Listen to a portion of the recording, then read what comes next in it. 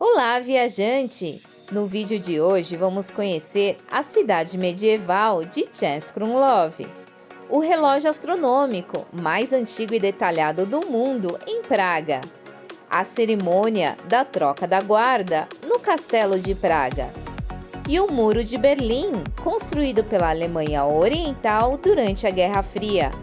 Eu sou Alessandra Trevisani e esse é o agente de viagens Fábio Trevisani. Juntos vamos continuar com o grupo da Primordial Operadora e Turismo viajando pelo leste europeu. No vídeo anterior, nós iniciamos o roteiro dessa viagem em Budapeste, Hungria.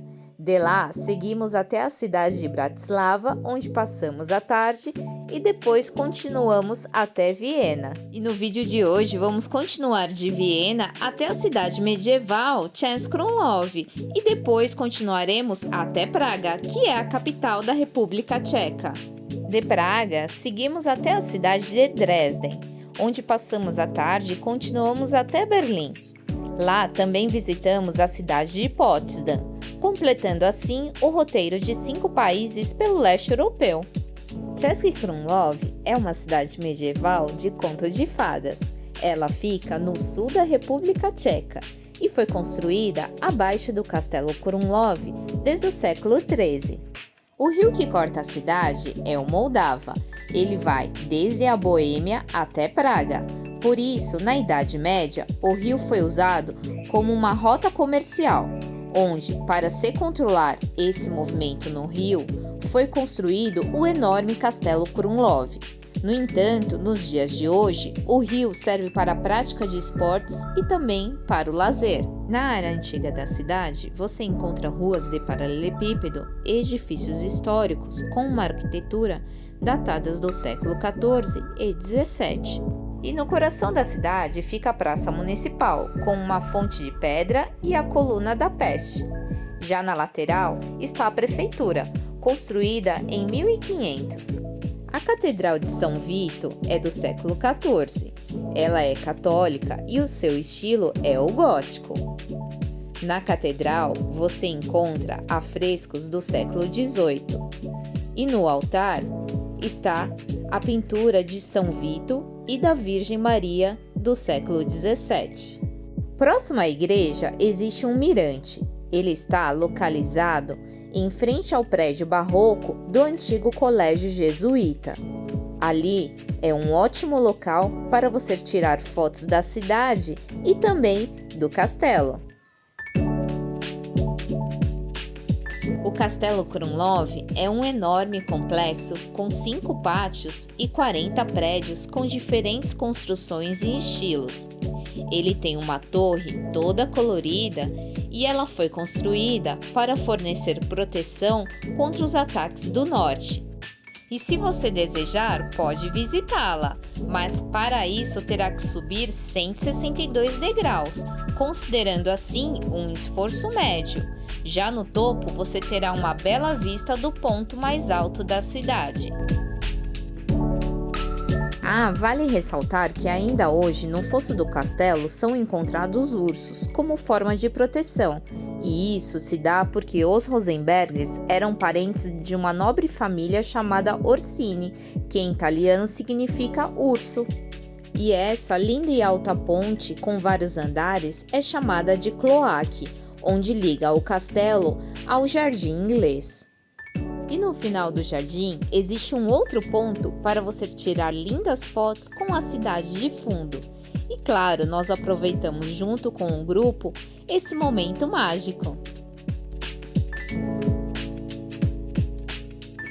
Saímos do castelo loucos para tomar um café, então entramos na cafeteria Mad Rabbit, onde provamos macarons de vários sabores e experimentamos um delicioso bolo de rolo. Confesso que acabei pedindo mais um pedaço, porque esse bolo já entrou para minha lista de melhores doces. E depois de visitarmos essa cidade encantadora, partimos rumo a Praga. Chegamos em Praga no final da tarde e logo de cara pudemos apreciar esse lindo pôr do sol. Ficamos hospedados no Hotel Ambassador, muito bem localizado no centro de Praga. O quarto tem um banheiro grande com hidromassagem. Seu estilo é o clássico e ele atendeu muito bem às necessidades do nosso grupo. No outro dia, iniciamos com um city tour pela cidade. Partimos do bairro do Castelo de Praga, onde está a imensa Catedral de São Vito. Sua construção iniciou em 1344, mas devido às sucessivas guerras e pragas, ela só foi finalizada em 1929, levando assim quase 600 anos para o seu término. A catedral é uma mistura de estilos, como gótico, medieval e moderno, e no seu interior é possível ver a magnífica rosácea e também os belos e diferentes vitrais. No interior da catedral também estão o túmulo barroco de prata de São João Nepomuceno, o túmulo de São Vito e a pequena capela de São Venceslau, além das joias reais. Saímos da catedral e aproveitamos para tirar uma foto do grupo. Depois seguimos para a Basílica de São Jorge. Ela não é muito grande, mas vale muito a sua visita. Da Basílica seguimos caminhando até a Viela Dourada. Ela é chamada assim porque ali moravam ourives no século XVII.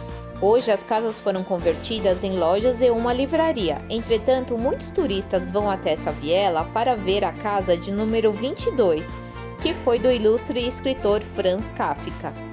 Da viela seguimos caminhando pelos jardins em torno do castelo, e assim pudemos apreciar suas lindas flores da estação. No final desses jardins tem um mirante, e foi de lá que nós pudemos observar a linda vista da cidade. É bonita, né? Saímos do castelo e continuamos fazendo o city tour pela cidade. Descemos em direção à Ponte Carlos. E no caminho eu consegui ver a troca da guarda. Ela acontece todos os dias, sempre ao meio-dia.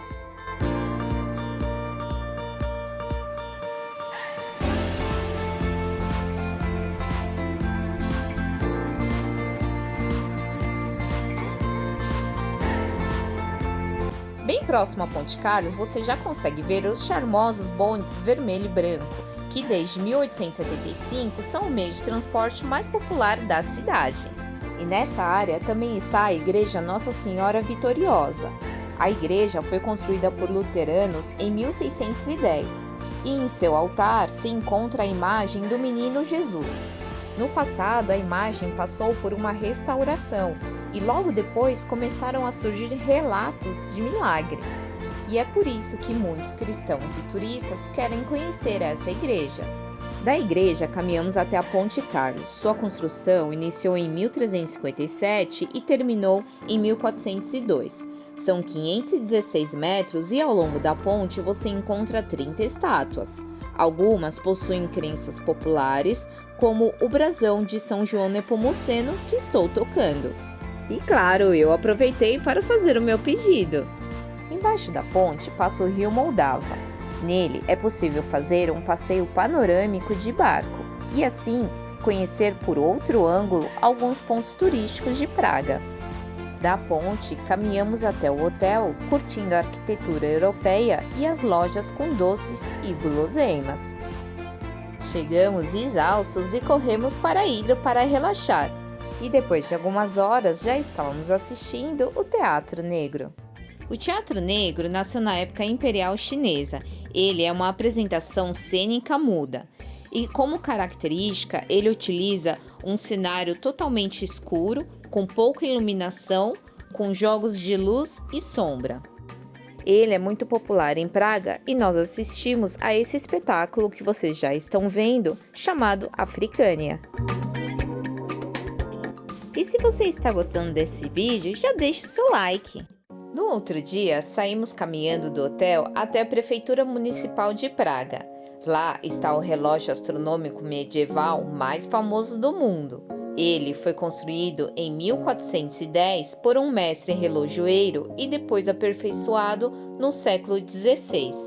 O relógio é composto por 3 partes. Localizado na esfera inferior está o calendário, onde no centro você vê os signos do zodíaco. Na esfera superior está o relógio, que representa as órbitas do Sol e da Lua e também marca as horas.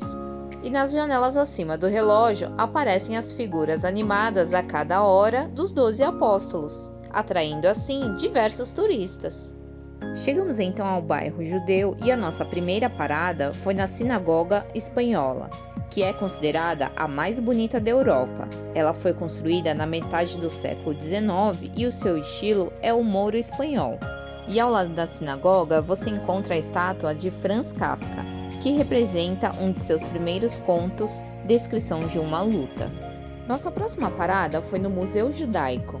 Ali é uma antiga sinagoga construída no século XV, onde em algumas de suas paredes estão pintadas com tinta preta e vermelha os nomes com datas de nascimento e morte das 78 mil vítimas tchecas que foram identificadas. Já no fundo da sinagoga estão os nomes dos campos de concentração para onde foram enviados os judeus tchecos. E eu confesso que a energia era tão grande nesse local que eu não me senti muito bem e por isso precisei sair para tomar um ar. Ao lado da sinagoga está o cemitério judeu. Ele é o mais antigo da Europa e você pode caminhar em volta dele observando e refletindo sobre tudo o que ocorreu. E na saída do cemitério está o salão de cerimônia. Hoje ele abriga um museu com quadros, objetos e documentos que mostram como eram preparados os corpos para o sepultamento. E logo ali, próximo à sinagoga, aproveitamos para experimentar o mais famoso doce e popular de Praga, o famoso Trudenik. Ele é bem parecido com o nosso churros e o nosso era de sorvete com frutas. E depois do delicioso Trudenik, seguimos para o rio Moldava para fazer o passeio panorâmico de barco. O passeio durou em torno de aproximadamente 1 hora. E ele passou pelos principais pontos turísticos, contando um pouco da história de cada local, com um guia de áudio a bordo. E nós, claro que aproveitamos para tomar uma bebida e também nos divertir, como um bom brasileiro faz. Saúde e alegria pro Brasil!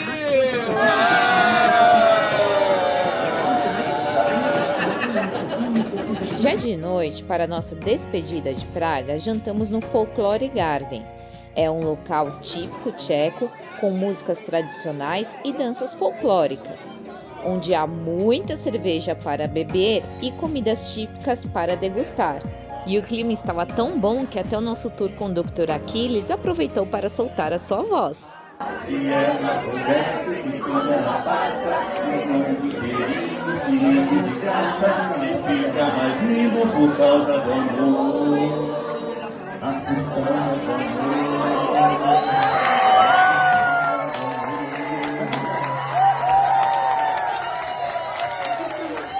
Saímos de Praga com destino a Dresden. Dresden é a capital da antiga Saxônia e importante cidade industrial da antiga Alemanha Oriental. Durante a Segunda Guerra Mundial, ela foi completamente destruída, mas hoje, já reconstruída, atrai muitos turistas pela sua beleza, história e arquitetura. Nossa primeira visita foi no Zwinger, que é um complexo de edifícios com jardins e fontes, construído em 1709 em estilo barroco. O complexo serviu primeiro como laranjal e depois foi planejado para ser o pátio de um novo castelo. Entretanto, nos dias de hoje, ele abriga alguns museus e exposições. Saímos do Zwinger e continuamos caminhando pela cidade, passando por outros pontos turísticos até chegarmos na Catedral da Santíssima Trindade. A catedral é uma igreja católica do século XVIII. O seu estilo é o barroco e a sua parte interna é toda branca e ela é rica em detalhes. Ao lado dela está a Torre do Relógio, localizada na prefeitura. E nós decidimos pagar e subir alguns degraus para observar a cidade de outro ângulo.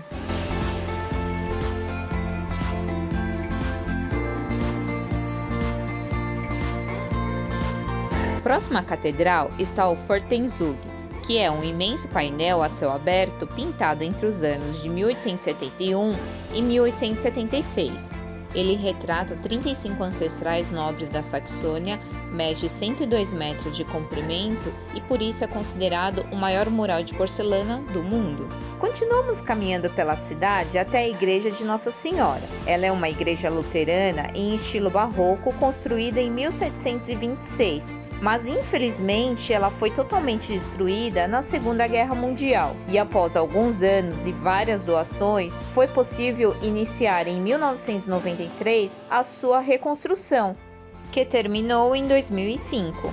Confesso que fiquei impressionada com a beleza interna da igreja, em tons rosa e branco.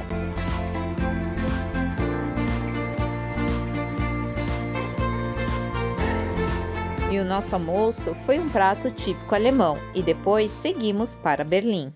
Nos hospedamos no Hotel Intercontinental. Ele é um hotel moderno, grande e muito bonito. O quarto era grande, moderno e muito elegante. Tinha uma cama de casal bem aconchegante e até uma janela com vista para o jardim. E no banheiro ainda tinha uma hidromassagem. Já o local para tomarmos o café da manhã tinha uma cúpula com vitrais maravilhosos.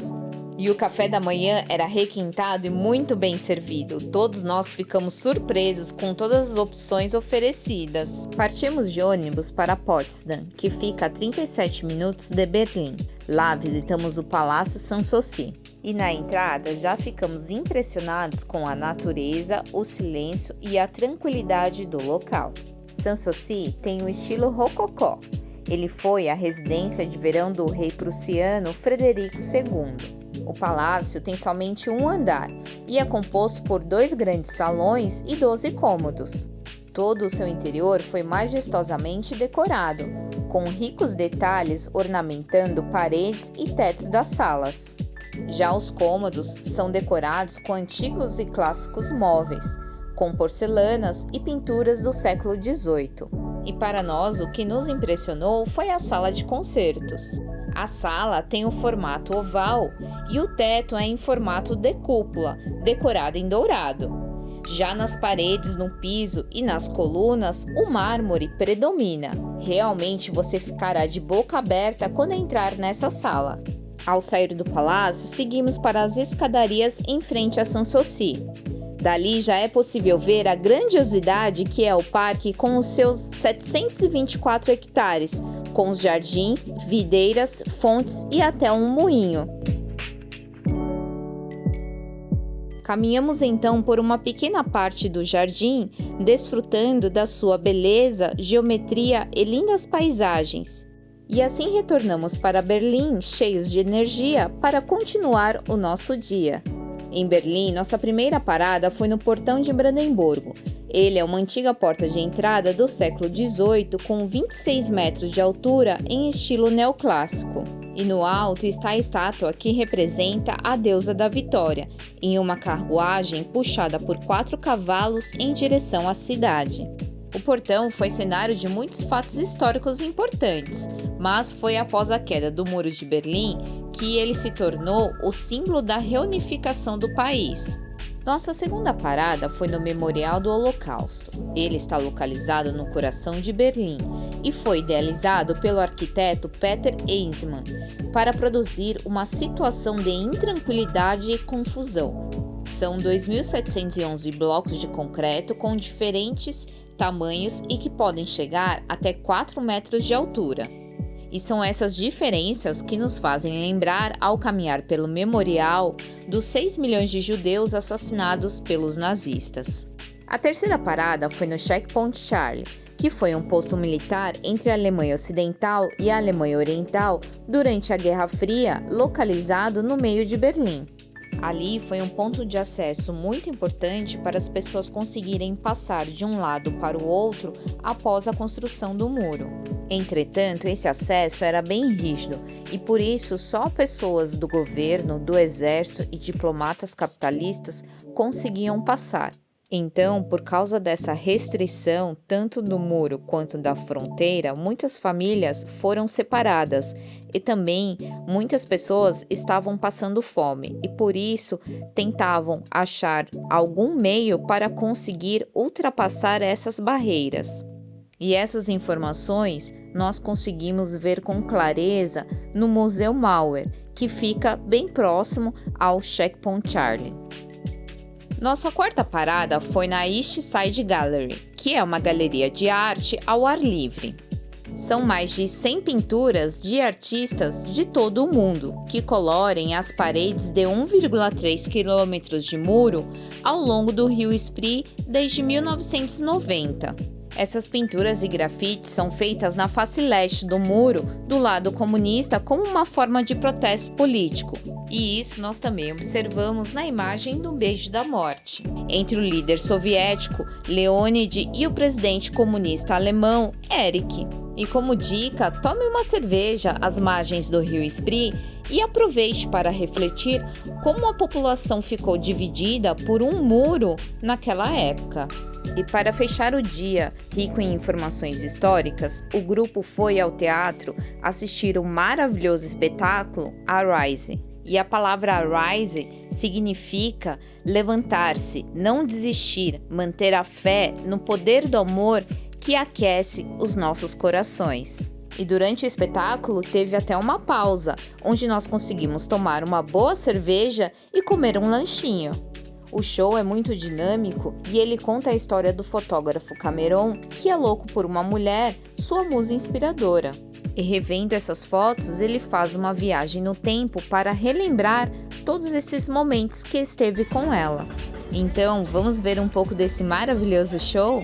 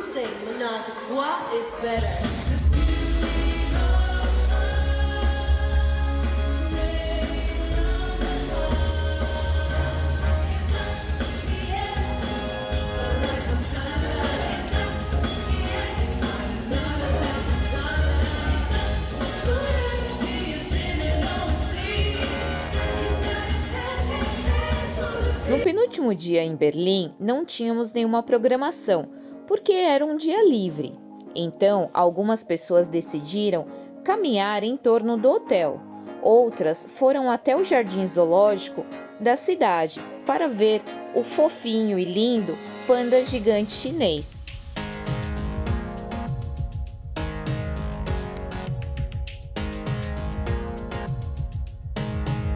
E eu aproveitei para ficar no hotel curtindo a piscina e a hidromassagem. E para nossa despedida, jantamos na cervejaria Hofbrau. Ela é mundialmente famosa e super tradicional. O ambiente é rústico e tem o estilo da Bavária.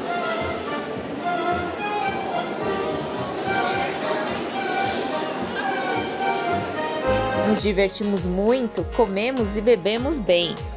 Realmente foi uma despedida maravilhosa desse roteiro que já marcou a nossa vida. E no último dia, antes de irmos embora, pela manhã, visitamos a Igreja Memorial Imperador Guilherme. Ela foi construída em 1891, mas foi bombardeada durante a guerra. E no seu interior ainda é possível ver em suas paredes alguns mosaicos. E nesse salão também encontram-se ainda documentos, fotos de objetos que contam a história da igreja, bem como esse bombardeio. E ao lado da velha igreja foi construída a nova igreja em 1959, com um design moderno e formas geométricas. Suas paredes são compostas por mais de 20 mil quadrados de vidros na cor azul, criando um espetáculo aos seus olhos quando você entra nela.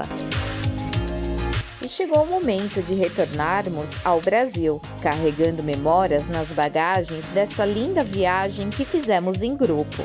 Obrigada, família, por dias tão intensos e prazerosos ao lado de vocês.